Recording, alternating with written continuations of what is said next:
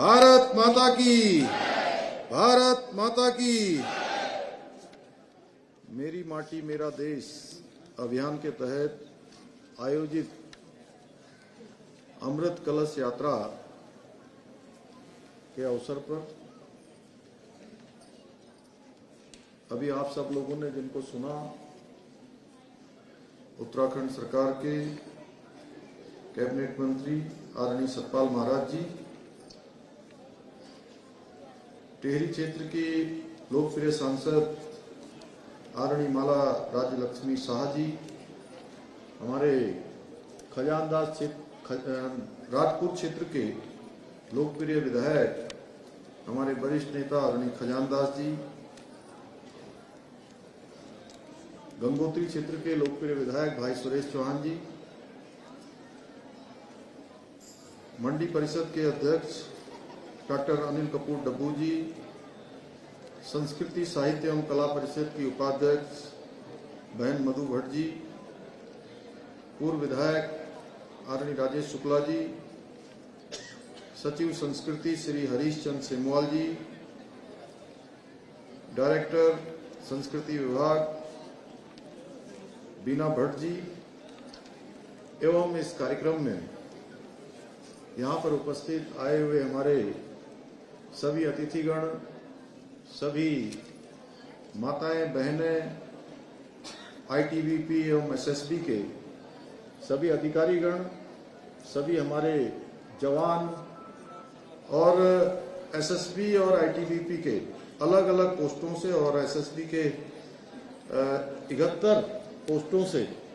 जो ये माटी कलश के रूप में हम सबके बीच में लाने वाले सभी हमारे वीर जवान, उनके सभी अधिकारीगण, उपस्थित माताएं बहनें, सभी मेरे नौजवान साथियों और विभिन्न संस्थानों से आए हुए छात्र एवं छात्राएं, हमारे सभी वरिष्ठ पत्रकार मित्र, चंद्रशेखर जी समेत सभी, मैं सबका संबोधन एक साथ कर रहा हूं, सभी छायाकार बंधुओं, electronic media, print media, social media और चौथा आजकल का डिजिटल मीडिया, मैं आप सबका भी अभिवादन करता हूं। सबसे पहले तो मैं अमृत कलश यात्रा कार्यक्रम में जो हमारे स्वतंत्रता संग्राम सेनानियों एवं मां भारती के लिए अपना सर्वोच्च बलिदान देने वाले सभी वीर सैनिकों को, उनके सभी परिजनों को अपनी ओर से सभी का मैं भावपूर्ण स्मरण करता हूं और यहां पर उपस्थित होने पर सभी हमारे वीर जवानों का और उनके परिजनों का अपनी ओर से दोनों हाथ जोड़कर, सर झुकाकर उन सबको प्रणाम भी करता हूं, नमन करता हूं। आप सबका मैं अभिनंदन करता हूं। आइए आज के इस अवसर पर हम सभी राष्ट्र के लिए अपना जीवन निछावर करने वाले सभी वीर बलिदानियों को, जिन्होंने अपनी शहादत दी है, अपने प्राणों का बलिदान किया है, उन सबका नमन करें, उन सबका स्मरण करें। भाइयों बहनों, हमारे देश के यशस्वी प्रधानमंत्री आदरणीय नरेंद्र मोदी जी के दूरदर्शी नेतृत्व में ये मेरी माटी मेरा देश अभियान के तहत उन वीरों को वंदना करने का, उन सबका स्मरण करने का हम सबको अवसर प्राप्त हुआ है, जिन्होंने देश की माटी के खातिर अपने प्राणों का बलिदान दिया है, अपने प्राणों की आहुति दी है और प्राणों की आहुति भी हंसते हंसते दी है। जिस प्रकार आज तक देश के अंदर जितने भी अभियान चले हैं, हमने आदरणीय प्रधानमंत्री मोदी जी द्वारा प्रारंभ किए गए प्रत्येक अभियान में संपूर्ण रूप से अपना सहयोग दिया है। उसी प्रकार हमने मेरी माटी मेरा देश महाअभियान में भी अपनी संपूर्ण भागीदारी सुनिश्चित की है। यहाँ पर मैं एक बात कहना चाहता हूं, जहां हमारे सेना के लोग हैं, आईटीबीपी के लोग हैं, एसएसबी के लोग हैं, वहीं अभी हमारी सांसद महोदया मुझसे कह रही थी कि मातृशक्ति की जो संख्या है यहाँ पर सबको अगर छोड़ दिया जाए तो इस कार्यक्रम में 80% मातृशक्ति की संख्या है। मैं उन सबको विशेष रूप से मैं नमन करना चाहता हूं। आज अमृत कलश यात्रा में देवभूमि के सुदूरवर्ती क्षेत्रों से और 95 विकास खंडों, 101 नगर निकायों से तथा 192 तथा नेहरू युवा केंद्रों से 166 स्वयंसेवक और हमारे आईटीबीपी के और एसएसबी के लोग यहाँ का प्रतिनिधित्व करेंगे। यह कलश यात्रा अमर शहीदों के त्याग एवं बलिदान को हमारे मस्तिष्क में चिरस्थायी रखने के उद्देश्य से संपूर्ण देश भर के अंदर मेरी माटी मेरा देश महाअभियान के अंतर्गत चलाई जा रही है। इसके पीछे हेतु है कि जहां हम अपने उन अमर बलिदानियों का स्मरण करें, वहीं जो हमारी आने वाली पीढ़ी है वह पीढ़ी भी एक विरासत के तहत उन सभी का स्मरण करे जिन्होंने देश के लिए अपने प्राणों का बलिदान किया है। इस यात्रा के तहत अमर शहीदों की तपोभूमि की मिट्टी को अमृत कलश यात्रा में दिल्ली में जो अमृत कलश है उसमें दिल्ली में राष्ट्रीय शहीद स्मारक तक पहुंचाया जा रहा है। अमृत कलश यात्रा के तहत पूरे देश भर से हमारे प्रधानमंत्री आदरणीय मोदी जी के आह्वान पर 7500 कलशों में आने वाली मिट्टी और पौधों को मिलाकर राष्ट्रीय युद्ध स्मारक के पास अमृत वाटिका का निर्माण किया जाएगा। अमृत वाटिका बनाई जाएगी। मुझे पूरा विश्वास है कि आदरणीय प्रधानमंत्री मोदी जी के नेतृत्व में अमृत वाटिका उनके द्वारा दिए गए एक भारत श्रेष्ठ भारत के संकल्प को पूरी तरह से पूर्ण करने में निश्चित रूप से सहायक होगी। भाइयों बहनों, मैं आज के इस अवसर पर यह भी कहना चाहता हूं कि एक राष्ट्र तभी महान बनता है जब उसके नागरिकों के मन में अपने देश के प्रति, अपनी संस्कृति के और अपनी परंपरा और जो उनकी सामर्थ्य है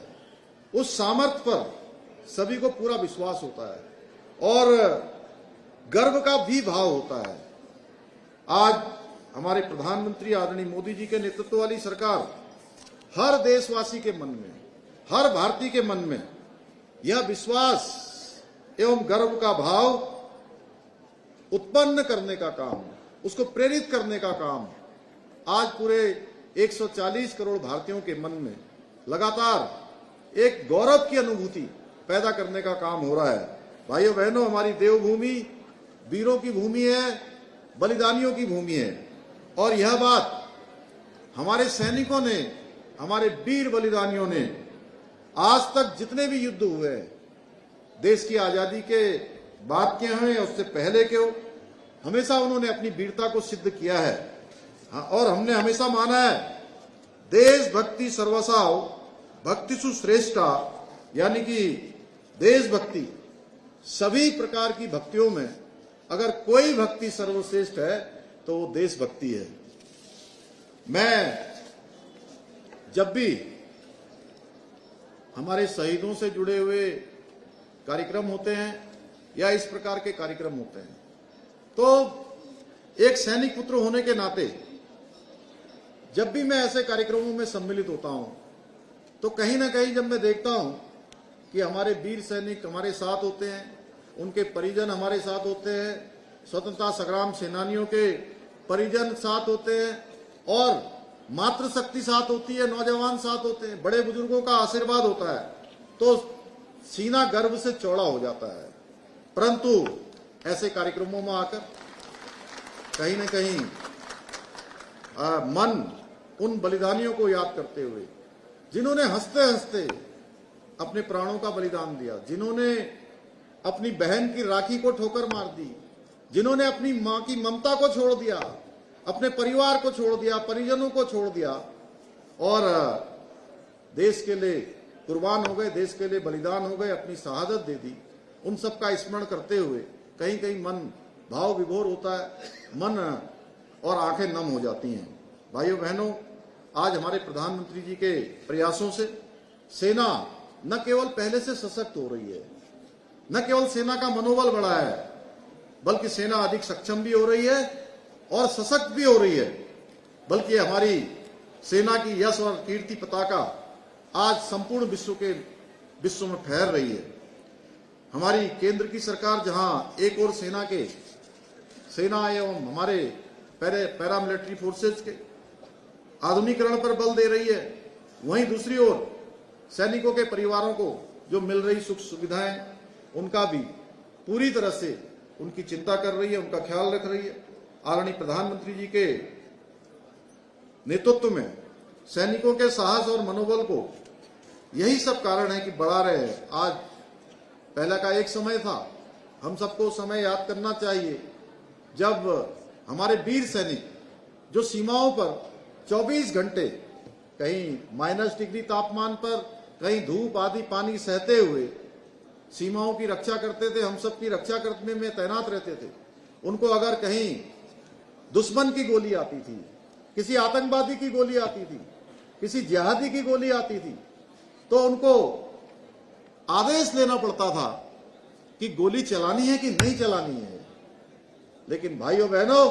अब समय बदल गया है। हमारे प्रधानमंत्री मोदी जी के नेतृत्व में अब सेना को किसी गोली का जवाब देने के लिए कोई आदेश नहीं लेना पड़ता है, बल्कि गोली का जवाब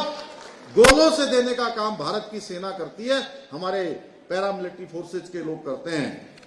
आदरणीय प्रधानमंत्री मोदी जी के नेतृत्व वाली सरकार ने लंबे समय से जो हमारी 1 रैंक 1 पेंशन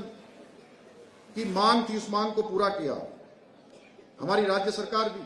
हमारे प्रधानमंत्री मोदी जी के दिशा निर्देशन में एवं उनके मार्गदर्शन में सैनिकों एवं उनके परिवारों को जो मिलने वाली सुविधाएं, उनको वृद्धि करने के लिए पूरी तरह से प्रतिबद्ध है। हमने सैनिकों, उनके आश्रितों को मिलने वाली जो अनुदान की राशि है, उसको बढ़ाने के लिए शहीदों के आश्रितों को राज्य सरकार के अधीन आने वाली नौकरियों में वरीयता के आधार पर नियुक्ति का निर्णय भी इसी आशय से लिया है। इसके साथ ही मैं आज के इस अवसर पर आप सबको बताना चाहता हूं कि हमने उत्तराखंड के जो वीरता से सम्मानित सैनिकों को जो एकमुश्त अनुदान राशि है, वह भी उसमें भी हमने वृद्धि की है। पहले जो हमारे परमवीर चक्र विजेता थे, उनको 30 लाख रुपए की धनराशि मिलती थी, हमने उसको 50 लाख रुपए किया है। महावीर चक्र 20 लाख मिलते थे, अभी हमने 35 लाख रुपया किया है। कीर्ति चक्र में भी जो 20 लाख रुपए की धनराशि देय होती थी, उसको 35 लाख रुपए किया है। वीर चक्र और शौर्य चक्र 15 लाख से 25 लाख किया है। सेना गैलेंट्री मेडल को 7 लाख से 15 लाख किया है। हमने उत्तराखंड से द्वितीय विश्व युद्ध में भाग लेने वाले सैनिकों की, वीरांगनाओं एवं वेटरन की पेंशन प्रति माह 8,000 रुपए से बढ़ाकर 10,000 रुपए करने का भी निर्णय लिया है। स्वतंत्रता संग्राम सेनानियों और उनकी वीरांगनाओं की प्रति माह पेंशन 21,000 से बढ़ाकर 25,000 की गई है। हमने आदरणीय प्रधानमंत्री मोदी जी द्वारा दिए गए उनके मार्गदर्शन के अनुरूप राज्य में जो 5वें धाम की नींव रखते हुए एक भव्य और राष्ट्रभक्ति से ओतप्रोत सैन्य धाम का निर्माण यही देहरादून के गुनियाल गांव में प्रारंभ कर दिया गया है। तेजी से सैन्य धाम का काम चल रहा है और प्रदेश के 1700 से भी ज्यादा शहीदों के आंगन की माटी लाकर उसके काम के निर्माण को हमने प्रारंभ किया है। ये स्मारक उन सभी वीरों को एक श्रद्धांजलि है जिन्होंने अपने प्राणों की परवाह न करते हुए हम सब की रक्षा के लिए तिरंगे की शान को बरकरार रखा है। ये सैन्य धाम वो प्रेरणा पुंज होगा जो आने वाली पीढ़ियों को राष्ट्र सेवा के लिए संकल्पित रहने की प्रेरणा देगा और हमारे नई पीढ़ी को, हमारे नौजवानों को, हमारी आने वाली पीढ़ी को कहीं न कहीं उन सब का स्मरण उनके मन में हमेशा रहेगा कि इन्होंने देश की एकता के लिए, देश की सुरक्षा के लिए अपने प्राणों का बलिदान किया है, अपनी शहादत दी है। प्रदेश की 1.25 करोड़ जनता के आशीर्वाद से मैं आप सबको आपके मुख्य सेवक के रूप में ये विश्वास दिलाता हूं कि हमारी जो सरकार है सीधे सीधे जन सलाहकारों के लिए, उनके लिए समर्पित है। क्योंकि मेरा मानना है कि उत्तराखंड का विकास करना केवल हमारी नीति ही नहीं है, बल्कि ये हमारा कर्तव्य है। और इस कर्तव्य को सर्वोपरि मानते हुए एक पल और एक क्षण रुके बिना लगातार हम प्रदेश की तरक्की के लिए, प्रदेश की उन्नति के लिए और श्रेष्ठ उत्तराखंड के निर्माण के लिए लगातार अपने लक्ष्यों को तय कर उसकी सिद्धि का संकल्प, जो हमारा विकल्प रहित है, वो हम सबको लेना है। और इस सिद्धि के मार्ग में आने वाली अनेकों चुनौतियां आती हैं, लेकिन उन चुनौतियों को पार करना है। और ये चुनौतियां हम सब एक साथ एक दिशा में चलेंगे, एकमेव होकर चलेंगे।